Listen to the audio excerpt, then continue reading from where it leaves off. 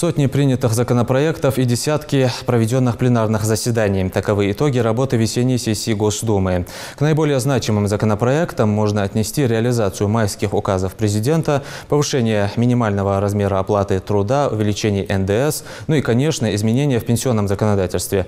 Сегодня обе палаты Федерального собрания России ушли на каникулы. Об итогах весенней сессии в Госдуме Амина Бокова. 279 законов, 50 пленарных заседаний, 13 из них дополнительные. Прошедшая весенняя сессия для Госдумы выдалась самая продолжительная за последние 20 лет. Да и весенней ее сложно назвать. 7 месяцев с января по июль депутаты работали над законопроектами. Это рекорд в новейшей истории российского парламентаризма. Причем поднимались инициативы, которые ждали рассмотрения с 1994 года. Ну а приоритетными стали законы, реализующие послание президента России Федеральному собранию. Дума приняла 44 таких документа. Один из последних – увеличение налога на добавленную стоимость с 18 до 20%. Таким образом, планируется пополнение казны на 600 миллиардов рублей. 630 миллиардов, которые только в условиях 2019 года государство получит от ставки 20% НДС, пойдут на здравоохранение, пойдут на образование и пойдут на инфраструктуру. При этом, когда говорят о том, что вырастут цены на продукты, это неправда. Потому что льготная ставка НДС 10%, которая касалась продуктов питания, лекарств, медикаментов, детских товаров, товаров первой необходимости, полностью сохранена. Упрощение регистрации автомобиля, закон о контрсанкциях США, продление дачной амнистии. Это далеко не полный список законопроектов весенней сессии. Мы изменили порядок исчисления налога на имущество физических лиц по кадастровой стоимости. Это решение позволит снизить налоговое бремя на граждан. Предусмотрели дополнительные средства на обновление парка школьных автобусов и машин скорой помощи, закупку лекарственных препаратов. Нам удалось убедить наших коллег, прежде всего парламентское большинство в лице «Единой России», одобрить некоторые наши инициативы.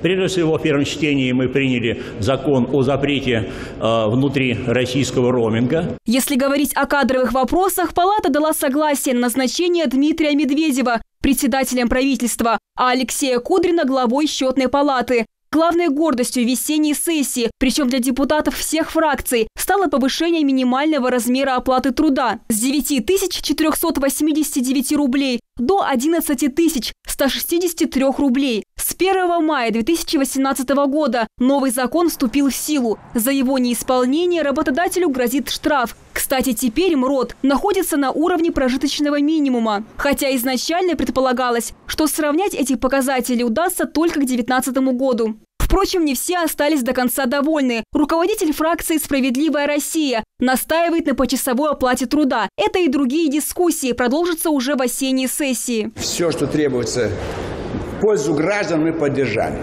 И повышение минимальной оплаты труда, и перевод работу с дольщиками по ипотеке в банковские структуры, хотя это не является кардинальным решением вопроса. Наверное, самые громкие обсуждения не только в Думе, но и в прессе были связаны с изменением в пенсионном законодательстве. Проект закона, согласно которому возраст выхода на заслуженный отдых для мужчин будет увеличен с 60 до 65 лет, а у женщин с 55 до 63 лет, был одобрен Госдумой в первом чтении. Поправки позволят увеличить размер пенсии для россиян уже с 2019 года. Индексация пенсий должна проходить не 1 февраля, а 1 января, чтобы люди уже 1 января могли увидеть это повышение. Это повышение составит приблизительно 12 тысяч в год на каждого пенсионера.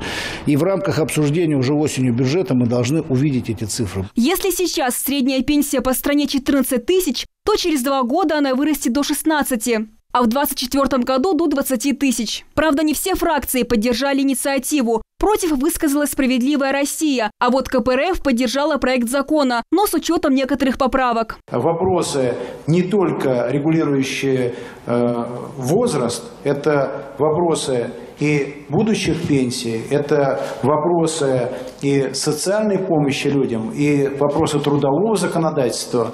Нам обязательно нужно обсуждать эти вопросы. И уходить от этого обсуждения не только неверно, это опасно. В Второе чтение запланировано на сентябрь. К дискуссии уже сейчас подключились и в Верхней палате Федерального собрания. Создание комфортной жизни пожилым людям нужно сегодня вот в том числе обсуждать эти меры.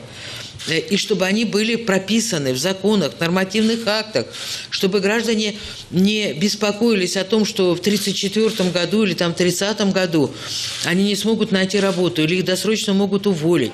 Совет Федерации завершил свою работу почти одновременно с Госдумой. За время весенней сессии сенаторы рассмотрели и утвердили более 70 законопроектов, принятых ранее Госдумой. В числе самых важных – расширение списка лекарственных препаратов для лечения редких заболеваний, которые закупает Минздрав. Теперь, помимо гемофилии, болезни Гаше, злокачественных новообразований, рассеянного склероза, список пополнит лекарства для гемолитико-умерического синдрома, юношеского артрита и не только. Радует то, что 1500 детей, болеющих тяжелейшими орфанными заболеваниями, теперь будут получать регулярно, своевременно лекарства. Также в Верхней палате был принят закон об изучении родных языков в школе. Документ предполагает, что теперь в регионах России изучение национальных языков будет проходить только по письменному желанию учеников и родителей. Все это вместе позволит, безусловно, сделать очень важный шаг к тому, чтобы